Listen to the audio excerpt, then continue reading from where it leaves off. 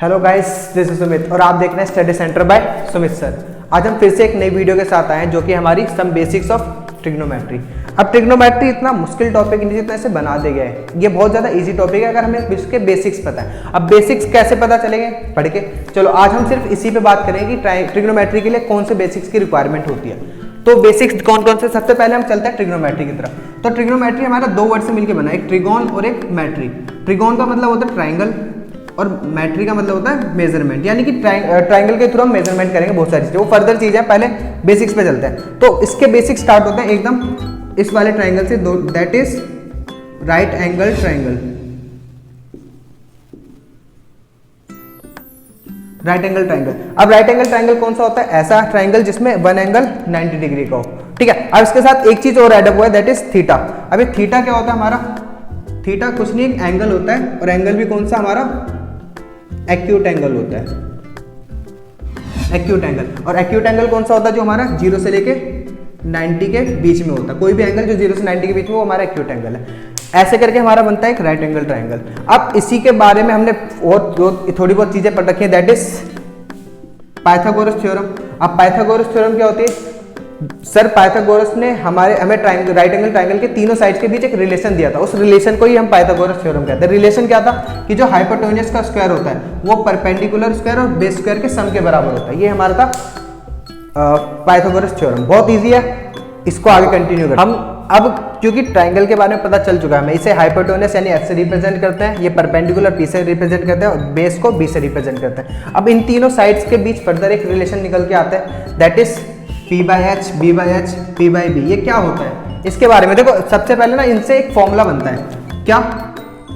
Sine theta. देखो P by H यानी perpendicular upon hypotenuse, फिर इसका भाई होता है कोसेक, दैट इज इसका अपोजिट। इसका भाई बोला यानी कि इसका बिल्कुल अपोजिट है। सेम कॉस थीटा का फॉर्मूला आ जाएगा B बाई एच, और ये आ जाएगा सेक थीटा, इसका भाई सेक थीटा यानी कि H by B. Same tan theta, tan theta होता है P बाई बी, और इसका भाई cot theta that is B by P. अब ये काफ़ी ज़्यादा कंफ्यूजन हो जाएगा कि कैसे याद करें, कैसे याद करें। तो इसे याद करने का एक शॉर्ट तरीका है, सदियों से चलता आ रहा है, मैंने नहीं बनाया, लेकिन सब इस चीज़ को कंटिन्यू करते हैं क्योंकि बहुत ईजी होता है। देखो यहाँ पर ना इस शॉर्ट फॉर्म को याद करने के लिए तरीका बना देंगे, दैट इज पंडित बद्री प्रसाद हर हर भोले। ठीक है। और इसके साथ सोना चांदी तोले। बहुत कैची लाइन है, बड़ी जल्दी याद हो जाती है। पंडित बद्री प्रसाद हर हर बोले, सोना चांदी तोले। अब सोना चांदी साइन थीटा, कॉस थीटा और टेन थीटा। अब साइन का भाई होता है कोसेक थीटा, कॉस का सेक थीटा हो जाएगा, और टेन का कॉट थीटा।